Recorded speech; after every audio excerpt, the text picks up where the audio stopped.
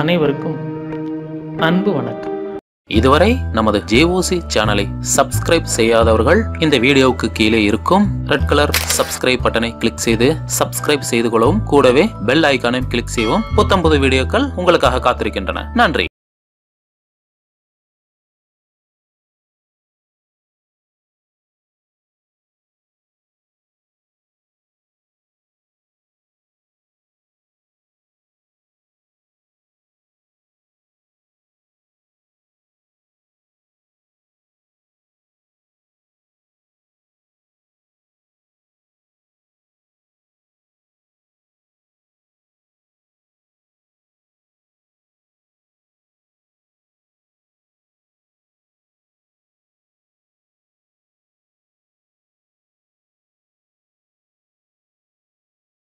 எல்லாருக்கும் இனிய மாலை வணக்கம். அதே போல் நம்ம சேனலை பார்த்துட்டு இருக்கிற நண்பர்கள் எல்லாருக்கும் நம்முடைய வணக்கத்தை சொல்லிக்கலாம். இன்றைக்கி எதை பற்றி பேச போகிறோம் அப்படின்னா, தியானமும் வாழ்வும். பொதுவாக நமக்கு என்ன சொல்லி தரப்பட்டிருக்கு அப்படின்னா, தியானம் அப்படிங்கிறது வாழ்வின் போக்குக்கு எதிரானது, அல்லது வாழ்வை துறந்தவர்களுக்கு தான் தியானம் தேவைப்படும் அப்படின்னு தான் நமக்கு சொல்லி தந்திருக்காங்க. தியானம் அப்படிங்கிறது உலக வாழ்க்கையில் சம்பந்தமில்லாதவர்களுக்கானது, அவங்களுக்கானது. அல்லது தியானம் செய்யும் மனிதன் உலக வாழ்க்கையில் ஈடுபட முடியாது, அவர்களுக்கும் உலக வாழ்க்கைக்கும் ஒரு இடைவெளி இருக்குது அப்படிங்கிறது நமக்கு சொல்லி தந்திருக்காங்க. ஆனால் அது உண்மையா அப்படிங்கிறத நாம் இப்போ பார்ப்போம். முதல்ல வாழ்க்கை அப்படின்னா என்ன அப்படிங்கிறத தெரிஞ்சுக்குவோம். அதுக்கப்புறம் தானே நம்ம அதில் தியானம் எப்படி வேலை செய்யுது அப்படிங்கிறத புரிஞ்சுக்க முடியும். சொல்லுங்க, வாழ்க்கைன்னு என்ன? நீங்கள் வாழ்ந்துருக்கீங்க, ஒரு 50-60 வருஷம் வாழ்ந்துருக்கீங்க, உங்களுக்கு நிச்சயம் தெரிஞ்சிருக்கும் வாழ்க்கைன்னு என்னன்னு. சமுதாயத்தில் எல்லாரோட இணக்கமாக நமக்குன்னு சில கோல்ஸ் இருக்கும், நமக்கு சில ஆசா பாசங்கள் இருக்கும், இன்ப துன்பங்கள் அதெல்லாம் அனுபவிக்கிறதாங்க. எல்லாத்தையும் இந்த இன்ப துன்பங்கள் ஆசாவாசங்களை அனுபவிக்கிறது தான் வாழ்க்கைன்னு சொல்கிறேன். நீங்கள் என்ன சொல்கிறீங்க? அவர் சொல்கிறது தான். நீங்கள் நம்மளுக்கு கிடைக்கிற புது புது அனுபவங்களை நம்ம பயன்படுத்தி நம்ம கடந்து போயிட்டே இருக்கிறோங்க. அந்த பாதை வாழ்வினோட நோக்கத்தை புரிஞ்சு அந்த நோக்கத்தை நோக்கி நம்ம நட போகிற பயணம் அப்படின்னு நினைக்கிறீங்க. நீங்கள் என்ன சொல்கிறீங்க? உலகில் வாழ்க்கை அனுபவிக்கிறது வாழ்க்கைன்னு நினைக்கிறீங்க. உலகில் என்னென்ன இருக்கோ எல்லாத்தையும் அனுபவிக்கிறது தான் வாழ்க்கைன்னு சொல்கிறீங்க. நீங்கள் என்ன சொல்கிறீங்க? நம்மளுக்கு கிடைச்சிருக்க எல்லாத்தையும் முழுமையாக பயன்படுத்தினோமா, பயன்படுத்தி நம்ம எங்கே போகணுமோ அதை போய் அடைஞ்சோமா அப்படிங்கிறது வாழ்க்கை. நீங்கள் போய் அதை ஒரு விஷயத்தை நீங்கள் அடைஞ்சிட்டா அதை வாழ்க்கைன்னு சொல்கிறீங்க இல்லையா? சரி, இப்போ வாழ்க்கை அப்படின்னா என்னென்னு பார்த்தீங்கன்னா, வாழ்க்கையில் 2 விதமான வாழ்க்கை இருக்குது. அதில் ஒரு வாழ்க்கை என்னன்னா, உங்களுக்கு ஒரு சில விஷயம் பிடிச்சிருக்கும், ஒரு சில விஷயம் பிடிக்காது. இந்த பிடிச்ச விஷயங்களையெல்லாம் நீங்கள் மீண்டும் மீண்டும் மீண்டும் தொடர்ந்து அனுபவிக்கிறது, இது ஒரு வாழ்க்கை. பிடிக்காத விஷயங்களையெல்லாம் வெறுக்கிறது, அந்த விஷயங்கள்லேருந்து தான் தள்ளி வர்றது, இது ஒரு விதமான வாழ்க்கை. இன்னொரு வாழ்க்கை, உங்களுக்குன்னு எந்த விருப்பமும் இல்லாமல் எது உங்களுக்கு கிடைச்சிருக்குதோ அதை நீங்கள் முழுமையாக ஏற்றுக்கிறது. 2 வாழ்க்கை இருக்குது. பெரும்பாலான மனிதர்களுடைய வாழ்க்கை எப்படி இருக்குன்னா, அவங்க எதை விரும்புகிறாங்களோ அதை நோக்கி அவங்க போகிறாங்களோ, அதை மட்டும் ஏற்றுக்கிறாங்க. அவங்களுக்கு பிடிக்காத விஷயம் வரும்போது அவங்க அதை ஏற்றுக்கிறது இல்லை, அதை நிராகரிக்கிறாங்க, அது வேண்டான்னு சொல்கிறாங்க. சரி, அது சரிதானே. இப்போ நமக்கு ஒரு விஷயம் பிடிச்சா நம்ம அதை வச்சுக்கலாம், பிடிக்கலன்னா நிராகரிச்சிடலாம் இல்லையா? அதில் என்ன பிரச்சனை இருக்குது அப்படின்னு கேட்டிங்கன்னா, நீங்கள் ஒரு விஷயம் நீங்கள் விரும்பி உங்களுக்கு வந்துச்சுன்னா அந்த விஷயத்தை நீங்கள் ஏற்றுக்கிட்டா அது உங்களுக்கு சந்தோஷமாக இருக்குது. நீங்கள் ஒரு விஷயத்தை வெறுத்து உங்களுக்கு அந்த விஷயம் பிடிக்கலை அப்படின்னு சொன்னால், நீங்கள் அந்த விஷயத்தை எதிர்கொள்ளும் போது அல்லது அந்த விஷயம் உங்ககிட்ட வரும்போது இப்போ அது உங்களுக்கு துன்பமாயிடுது. இப்போ பிரச்சனை என்னென்னா, அந்த விஷயம் வர்றது பிரச்சனை இல்லை, உங்களுக்கு அந்த விஷயம் பிடிக்கலை, அதுதான் பிரச்சனை. துன்பம் எங்கே வருதுன்னு பார்த்தீங்கன்னா, அந்த விஷயத்தில் இல்லை, அந்த விஷயம் வர்றதுனால இல்லை, அந்த விஷயம் உங்களுக்கு பிடிக்கல, இப்போ பிரச்சனை ஆயிடுது. அந்த இன்னொரு வாழ்க்கை வாழ்கிறாங்க பார்த்தீங்களா, இந்த 2ஐயும் சமமாக ஏற்றுக்கிறவங்களுக்கு அவங்களுக்கு துன்பமே இல்லை. காரணம் என்னன்னு கேட்டிங்கன்னா, அவங்க சந்தோஷம் வந்தாலும் அதை பொருட்படுத்துறது இல்லை, துன்பம் வந்தாலும் அதை பொருட்படுத்துறது. இரண்டுமே உங்களுக்கு ஒன்று தான். இந்த முதல் வகை மனிதர்கள், அதாவது அவங்க தேர்ந்தெடுக்கிறாங்க பாருங்கள், நல்லதை மட்டும் வேணும், சந்தோஷத்தை மட்டும் வேணும் அப்படின்னு தேர்ந்தெடுக்கிறாங்க பார்த்தீங்களா, அவங்களுடைய வாழ்க்கை தான் ரொம்ப துயரமாக இருக்குது. உலகத்தில் யாருடைய வாழ்க்கை ரொம்ப துயரமாக இருக்குது பார்த்தீங்கன்னா, சந்தோஷத்தை மட்டும் தேடும் மனிதர்களுடைய வாழ்க்கை தான் ரொம்ப துயரமாக இருக்குது. ஆனால் எது வந்தாலும் சரி, இன்பம் வந்தாலும் சரி, துன்பம் வந்தாலும் இருக்கிறது சரி அப்படிங்கிற அந்த நிலையில் இருக்கிற மனிதர்களுடைய வாழ்க்கை அவ்வளவு துன்பமாக இல்லை. மனிதர்கள் மொத்தம் இந்த உலகத்தில் 2 வகை தான். ஒன்று, அதாவது தன்னுடைய உலகத்தில் வாழும் மனிதர்கள் ஒன்று, இன்னொன்று வெளி உலகத்தில் என்ன உண்மை இருக்குதோ அந்த உலகத்தில் வாழும் மனிதர்கள். 2 வகையான மனிதர்கள் இந்த உலகத்தில் வாழ்ந்துட்டு இருக்காங்க. ஆனால் நாம் என்ன நினைக்கிறோம், ஒரே வகையான மனிதர்கள் தான் இருக்காங்கன்னு நினைக்கிறேன் இல்லையா? இல்லை, 2 பேர் தான் இருக்காங்க. எப்படின்னு பாருங்கள். அவர்களுக்குள்ளேயே இது சரி, இது தவறு, இப்படித்தான் இது இருக்கும், இதுதான் உண்மை, இப்படி எல்லாம் வச்சுக்கிட்டு அவங்க ஏற்கனவே ஒரு முடிவை எடுத்து அந்த முடிவின்படி வாழ்ந்துட்டு இருப்பாங்க. அவங்க ஒரு மனிதர்கள். அவங்க இந்த முடிவுகளையெல்லாம் அவங்களே ஏற்படுத்திட்டு இருப்பாங்க. இதுதான் கடவுள், இதுதான் இன்ப துன்பம், இதுதான் விஷயம் அப்படின்னு எல்லாத்தையும் அவங்க முடிவு பண்ணி வச்சுருப்பாங்க. அவங்க ஒரு விதமான மனிதர்கள். இன்னொரு விதமான மனிதர்கள்கிட்ட எந்த விதமான கருத்தும் இல்லை. கடவுள் யாருன்னு கேட்டால் அவங்க தெரியாதுன்னு சொல்லுவாங்க. எதை கேட்டாலும் அவங்களுக்கு அதை பற்றியெல்லாம் அவங்க ஆராய்ச்சியெல்லாம் பண்ண போகிறதில்ல. அவங்களுக்கு முன்னால் என்ன விஷயம் இருக்குதோ அதை எடுத்துகிட்டு அவங்க அதை கடந்துட்டு அதை அனுபவிச்சுட்டு போயிடுறாங்க. இப்போது ஒரு அழகான ஒரு மாம்பழம் இருக்குன்னு வச்சுக்கோங்க, நல்லா மஞ்சள் நிறத்தில் நல்ல ஒரு வடிவமான மாம்பழம். இந்த மாம்பழம் ஒரு ஓவியன் கையில் கிடச்சுன்னு வைங்களேன், அவன் அந்த மாம்பழத்தை பார்த்தா என்ன பார்ப்பான் அப்படின்னா, இதனுடைய நிறம், இதுக்கு என்ன கலர் யூஸ் பண்ணலாம், இது அவுட்லைன் எப்படி கொடுக்கலாம், இது ஒரு ஓவியனுடைய பார்வை ஒரு மாம்பழத்து மேலே. அதே மாம்பழத்தை ஒரு இன்ஜினியர் பார்த்தான்னு வைங்களேன், இதனுடைய நீளம் என்ன, அகலம் என்ன, இது எவ்வளோ வெயிட் இருக்கும், இதெல்லாம் ஒரு இன்ஜினியருடைய பார்வை, ஒரு பொறியாளனுடைய பார்வையில். ஒரு வியாபாரி அதை பார்த்தான்னா, இது என்ன மாம்பழம், அல்போன்சாவா, மல்கோவாவா, என்ன மாம்பழம் அப்படின்னு சொல்லி அவன் அந்த வியாபார தன்மையில் போவான். இது என்ன விலைக்கு போகும், இது என்ன விலைக்கு கொள்முதல் பண்ணலாம், இது நமக்கு எவ்வளோ லாபம் கிடைக்கும், இப்படி இருக்கும். பாருங்கள், பொருள் ஒன்று தான், மாம்பழம் தான். அதை பார்க்கும் மனிதர்கள் ஒவ்வொருடைய கோணமும் வித்தியாசமாக இருக்குது. இவர் எல்லார் கையிலையும் அந்த மாம்பழம் கிடச்சிருக்கு. இவங்க யாரும் அந்த மாம்பழத்தை பற்றி உண்மையில தெரிஞ்சுக்கவே இல்லை. எல்லாருமே அதனுடைய வடிவத்தை, அதனுடைய மதிப்பை, அதனுடைய தன்மை தான் ஆராயிறாங்களே தவிர அந்த மாம்பழம்னா என்னென்னே அவங்களுக்கு தெரியல. இப்போது அந்த மாம்பழமானது ஒரு குழந்தை கையில் கிடைக்குதுன்னு வைங்க, அது என்ன பண்ணும், அதுக்கு வடிவமோ நிறமோ அதனுடைய வெயிட்டெல்லாம் எடுத்து கடித்து சாப்பிடும், சாப்பிட்டு தூக்கி வச்சுட்டு போயிடும். இதுதான் இந்த 2 விதமான வாழ்க்கையில் உள்ள மனிதர்கள். ஒரு விதமான மனிதர்கள் அவங்க வாழ்க்கையை கணக்கு போட்டு எடை போட்டு அவங்க ஒவ்வொரு விஷயத்தையும் ஆராய்ச்சி பண்ணிகிட்டே இருக்காங்க, அது ஒரு விதமான வாழ்க்கை. இன்னொரு விதமான வாழ்க்கை உள்ள மனிதர்கள் அவங்க நம்ம குழந்தைகள் மாதிரி அந்த வாழ்க்கையை ருசிச்சுட்டு போயிட்டே இருக்காங்க. அதை சரினோ தவறுனோ அவங்க எந்த ஒரு வரையறைக்குள்ளே அவங்க கொண்டு வர்றதில்லை.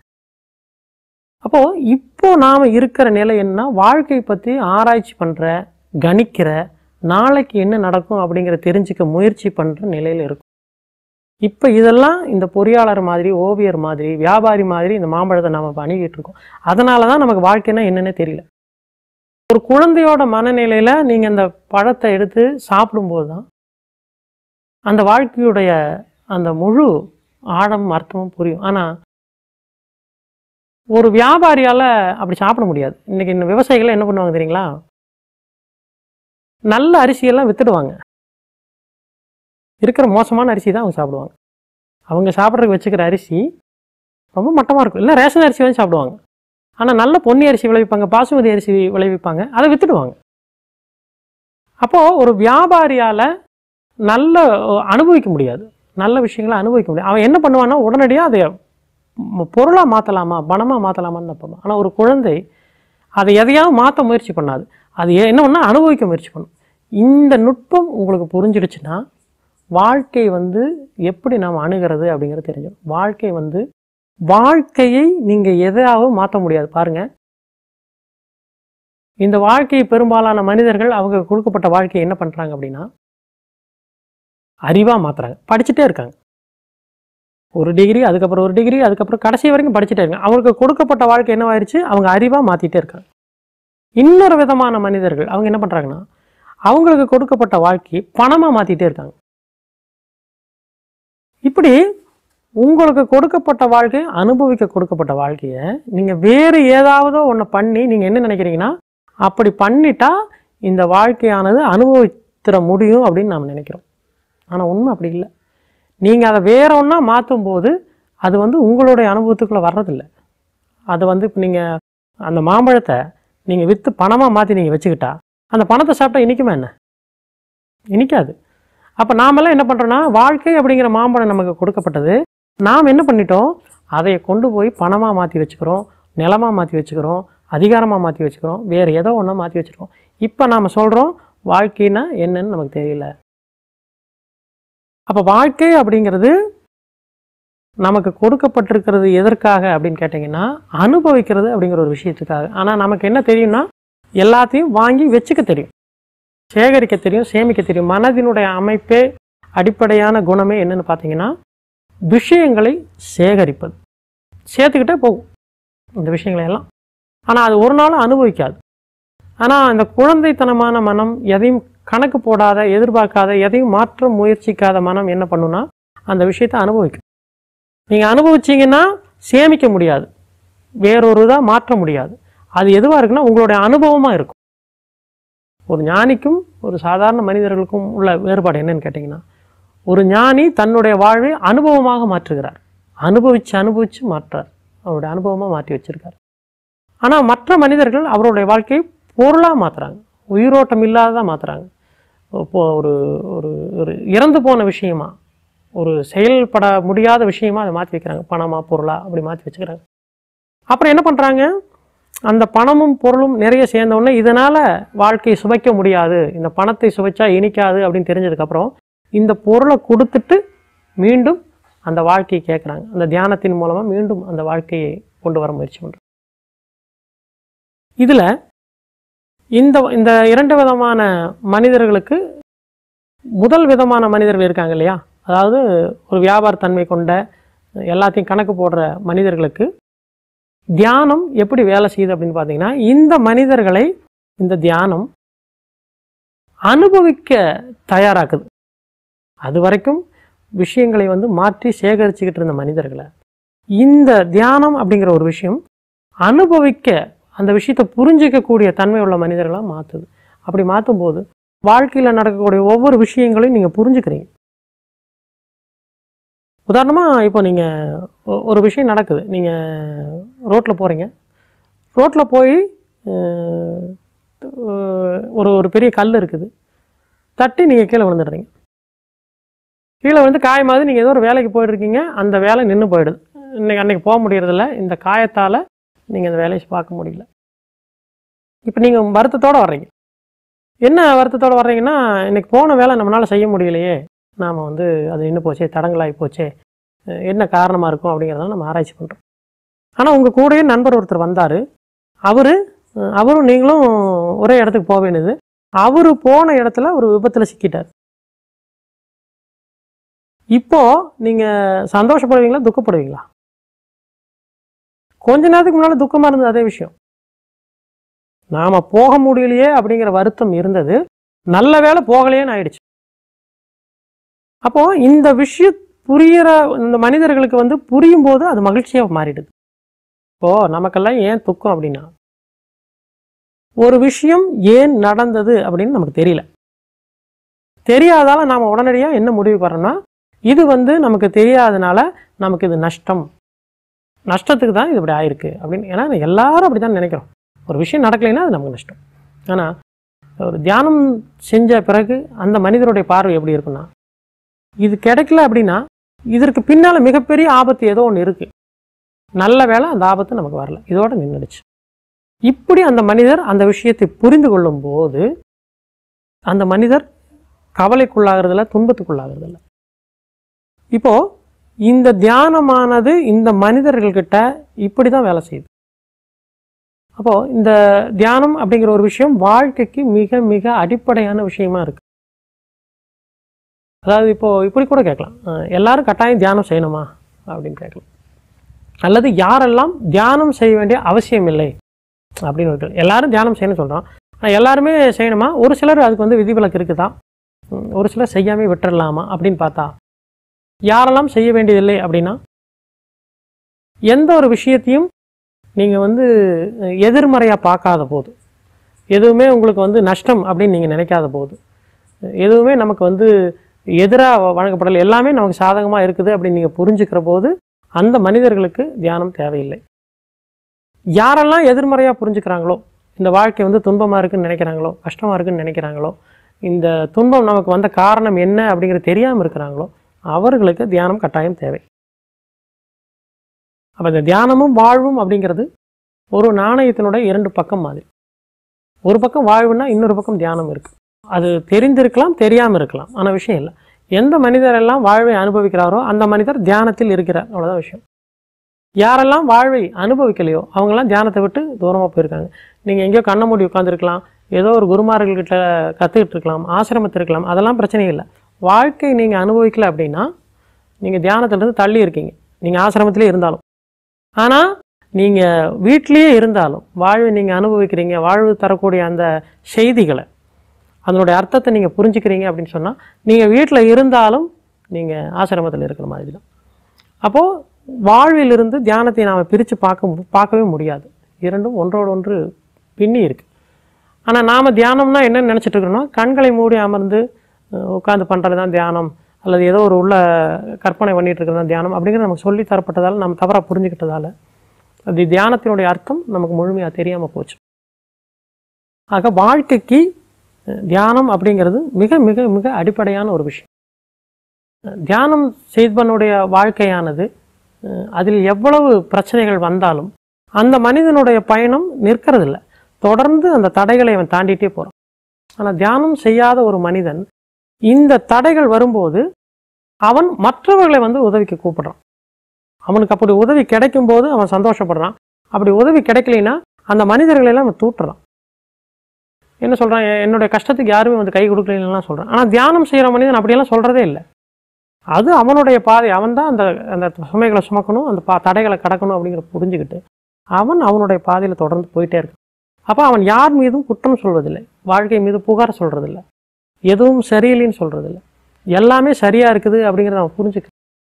இந்த மனநிலையில் வாழக்கூடிய தன்மைக்கு இந்த தியானமானது நம்மளை எடுத்து செல்லும். அப்போது வாழ்க்கைக்கு அடிப்படையாக மிக மிக அவசியமானது இந்த தியானம். அப்போ தியானம் அவசியமா அப்படின்னா கட்டாயம் அவசியம். யாருக்கெல்லாம் அவசியம் அப்படின்னா, இந்த அனுபவிக்க தெரியாது, புரிந்து கொள்ள முயற்சிக்காத, புரிந்து கொள்ள முடியாத மனிதர்களுக்கு தியானம் அவசியம். இந்த தன்மை இயல்பிலே இருக்கிற மனிதர்களுக்கு தியானம் தேவையில்லை. வாழ்வை குழந்தைகள்லாம் வாழ்வை அனுபவிக்குது, விஷயங்களை அனுபவிக்குது, அவைகளுக்கு தியானம் தேவையில்லை. ஆனால் மனிதர்கள் நாம் எல்லாமே எல்லாத்தையுமே கணக்கு போட்டு செஞ்சுட்டு, எல்லா விஷயத்தையும் கணக்கு பார்க்குறோம், எல்லாத்தையும் எடை போடுறோம், இது முன்னாடி எப்படி செய்யலாம் அப்படிங்கிற திட்டம் போடுறோம். நமக்கு தியானம் தேவைப்படுகிறது. அப்போ வாழ்க்கையில் ஒவ்வொரு மனிதருக்கும் இந்த தியானம் அப்படிங்கிற விஷயம் மிக மிக அடிப்படையான விஷயமா இருக்குது. இந்த தியானம் செய்யாமல் இப்போ கூட கேட்கலாம், அப்படி தியானம் எத்தனையோ பேர் வந்து தியானம் செய்யாமல் இருக்காங்க, அவங்களுக்கெல்லாம் என்ன ஆயிடுச்சு? எத்தனையோ கோடிக்கணக்கான பேர் தியானம் செய்யாமல் தானே இருக்காங்க, அவங்களுக்கெல்லாம் என்ன? அவங்கெல்லாம் வாழ்க்கையிலேயே வாழலையா அப்படின்னா, இப்போ எத்தனையோ பேர் வந்து இந்த உலகத்துக்கு வர்றாங்க, இறந்து போகிறாங்க. இதுக்கு முன்னாலேயும் வந்தாங்க, இறந்து போனாங்க, இப்போவும் வர்றாங்க, இறந்து போயிட்டுருக்காங்க, இனிமேலும் வருவாங்க, இறந்து போவாங்க. ஆனால் இந்த உலகத்துக்கு நீங்கள் ஏன் வந்தீங்க அப்படின்னு அவங்ககிட்ட கேட்டால் அவங்ககிட்ட பதில் இல்லை. இந்த உலகத்துக்கு நீங்கள் வந்த காரணம் என்னன்னு கேட்டால் அவங்ககிட்ட பதில் இல்லை. ஆனால் ஒரு தியானம் செய்கிற மனிதன்கிட்ட இதற்கான பதில் இருக்கும், அல்லது அவனுடைய வாழ்வை அதற்கு தகுந்த மாதிரி அமைச்சிருப்பான். தியானம் செய்யக்கூடிய மனிதனுக்கு இங்கே ஏன் வந்தோம் அப்படிங்கிறது தெரியும். தான் வந்த வேலையை சரியாக செஞ்சுட்டு அவன் நிம்மதியாக இந்த இடத்த விட்டு போவான். இதை பற்றி தெரியாத மனிதர்களும் இந்த உலகத்துக்கு வர்றாங்க, போகும்போது வருத்தத்தோடு போகிறாங்க. ஆனால் ஒரு தியானம் செய்யும் மனிதன் இந்த உலகத்தை விட்டு போகும்போது ரொம்ப சந்தோஷமாக போகிறான். ஏன்னா அவன் வேலை முடிஞ்சது, வந்த வேலை முடிஞ்சது, நிறைவோடு அவன் போகிறான். மற்றவர்கள்லாம் போயிருக்கலாம், ஆனால் அவங்க மன வருத்தத்தோடு இந்த உலகத்தை விட்டு போயிருப்பாங்க. ஸோ நீங்கள் இந்த உலகத்தில் வந்தது வந்து பிரச்சனை இல்லை, எப்படி வந்தீங்கிறது பிரச்சனை இல்லை. ஏன்னா நமக்கு தெரியாது தானே, வந்தது நமக்கு தெரியாது. ஆனால் நாம் இங்கே இருக்கிறதும் போக போகிறதும் நமக்கு தெரியும். அப்போ அதற்கு முன்னாடி நாம் இந்த வேலை நமக்கு கொடுக்கப்பட்ட இந்த கடமைகளையும் வேலைகளையும் ரொம்ப நிறைவாக நீங்கள் செஞ்சிட்டிங்கன்னா நீங்கள் போகும்போது நிறைவாக போக முடியும். அப்போ தியானம் செய்யாத மனிதர்களுக்கும் செய்கிற மனிதர்களுக்கும் என்ன வித்தியாசம் அப்படின்னா, தியானம் செய்யாத மனிதர்கள் இந்த பூமிக்கு வர்றாங்க, போகும்போது நிறைவில்லாமல் போகிறாங்க. தியானம் செய்யக்கூடிய மனிதன் இந்த உலகத்துக்கு எப்படி வந்தாலும் போகும்போது அவன் நிறைவோட போகிறான். அப்போது வாழ்க்கைக்கு இந்த தியானமானது மிக அடிப்படையாக இருக்குது. எதுக்கு? நீங்கள் நிறைவடையறக்கு, இந்த உலகத்தை விட்டு நிறைவோட போகிறது. சரி, அப்போது தியானம் செஞ்சால் என்ன கிடைக்கும்? அது ஒரு கேள்வி இருக்கு இல்லையா? தியானம் செய்யாட்டி அவங்க வாழ்க்கை எப்படி இருக்குன்னு தெரியும். தியானம் செஞ்சதுனால என்ன பலன், என்ன உங்களுக்கு கிடைக்கும் அப்படின்னா, தியானம் செஞ்சால் ஏதாவது கிடைக்குமா அப்படின்னு கேட்டிங்கன்னா அதுக்கு நேரடியான பதில் கிடைக்காது. சரி, அப்போ கிடைக்கலன்னா ஏன் அதை செய்யணும் அப்படி ஒரு கேள்வி இருக்குல்ல. என்ன கிடைக்கும் அப்படின்னு கேட்டிங்கன்னா, உங்களுக்குள்ளே இருக்கிற கோபம் போயிடுமா, அதனால் உங்களுக்கு எதிரிகள் கிடைக்க மாட்டாங்க. உங்களுக்குள்ளே பொறாமை போயிடுமா, அதனால் நீங்கள் பார்த்து யாராவது வைத்தறிச்சல் படக்கூடிய ஆட்கள் உங்களுக்கு கிடைக்க மாட்டாங்க. நீங்கள் ரொம்ப பதட்டமாக இருக்கீங்களா, அதனால் உங்களை வந்து இப்போ பக்கத்தில் வந்தாலே அவன் எல்லாம் மனுஷனா அப்படின்னு சொல்கிற ஆட்கள் கிடைக்க மாட்டாங்க. இந்த மாதிரி ஆட்கள்லாம் உங்களுக்கு கிடைக்க மாட்டாங்க. ஏன்னா இந்த தியானமானது உங்களுக்குள்ளே இருக்கிற எதிர்மறையான விஷயங்களை எல்லாத்தையும் போக்கிடும்.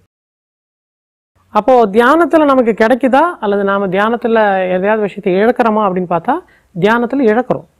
நம்முடைய கோபத்தை இழக்கிறோம், நம்முடைய பொறாமை குணத்தை இழக்கிறோம். நமக்குள்ளே இருக்கிற என்னெல்லாம் எதிர்மறையாக நாம் நினைக்கிறோமோ, எதெல்லாம் நமக்கு தொந்தரவு கொடுக்குதுன்னு நினைக்கிறோமோ அதையெல்லாம் நாம் இழக்கிறோம். அப்போ தியானத்தில் இழக்கிறோமா பெறணுமா அப்படின்னு பார்த்தா நிறைய விஷயங்கள் இழக்கத்தான் வேண்டியது இருக்குது. சரி, இப்போ இந்த இடத்துல ஒரு கேள்வி கேட்கலாம். தியானத்தில் ஏதாவது நமக்கு கிடைக்கணும் தானே, ஏன் நம்ம இழக்கணும்? விஷயம் பாருங்கள். ஒரு கண்ணாடி இருக்குது. அந்த கண்ணாடி முன்னாடி நீங்கள் நின்னீங்கன்னா உங்கள் உருவம் மங்கலாக தெரியுது. இப்போது நீங்கள் உங்கள் உருவத்தை தெளிவாக நீங்கள் பார்க்கணும். அப்படி நீங்கள் தெளிவாக பார்க்குறக்கு அந்த கண்ணாடியில் நீங்கள் ஏதாவது சேர்க்கணுமா என்ன? வேண்டியதில்லை. ஆனால் அந்த கண்ணாடியில் இருக்கிற ஒரு விஷயத்தை நீங்கள் நீக்கணும். நல்லா புரிச்சுக்கங்க. ஒரு கண்ணாடியில் உங்கள் உருவத்தை தெளிவாக பார்க்கணும் அப்படின்னா நீங்கள் அந்த கண்ணாடியில் எதுவும் சேர்க்க வேண்டியதில்லை. மாறா அந்த கண்ணாடியிலேருந்து நீக்கணும். என்ன நீக்கணும்னா அந்த கண்ணாடியில் இருக்கக்கூடிய அழுக்கை நீக்கும். அதே போல் நமக்குள்ள நாம் வந்து சுத்தமாகணும் அல்லது நமக்குள்ளே இருக்கிற ஒரு விஷயத்தை நம்ம தெளிவாக பார்க்கணும் அப்படின்னா எதையும் உள்ளே சேர்க்க வேண்டியதில்லை. நமக்குள்ளே இருக்கிற அதை மறைக்கக்கூடிய அந்த அழுக்கை நீங்கள் நீக்கினா போதுமானது, கண்ணாடி சுத்தமாயிடும். அப்போது இந்த வாழ்க்கையில் தியானம் என்ன பண்ணுது அப்படின்னு கேட்டிங்கன்னா உங்களை சுத்தப்படுத்துது. நீங்கள் தொடர்ந்து தியானம் செய்யும்போது உங்கள் மேலே அழுக்கு படியாமல் பார்த்துக்குது. அழுக்கு படியாத போது உங்கள் கண்கள், உங்கள் பார்வை தெளிவாக இருக்கும். நீங்கள் விஷயங்களை தெளிவாக பார்க்க முடியும்.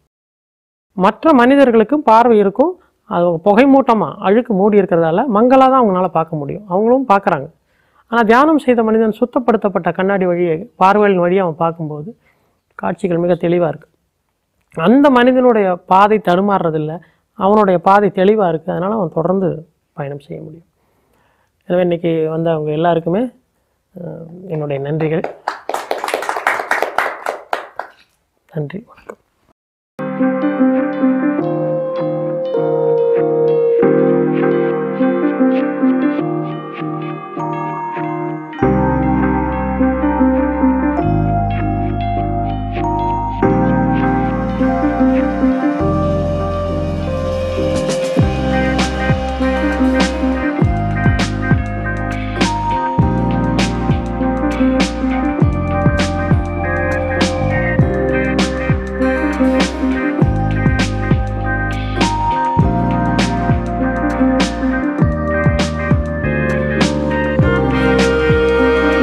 இந்த வீடியோ உங்களுக்கு பிடித்திருந்தால் லைக் செய்து உங்கள் நண்பர்களுக்கு ஷேர் செய்யவும். மேலும் உங்களின் மேலான கருத்துக்களை கீழே உள்ள கமெண்ட் பாக்ஸில் கமெண்ட் செய்யவும். மேலும் 9566293484 என்ற எண்ணிற்கு வாட்ஸ்அப்பில் தொடர்பு கொண்டு தகவல்களை பெறவும் உங்களது கருத்துக்களையும் தெரிவிக்கவும். அனைவருக்கும் நன்றி, வணக்கம்.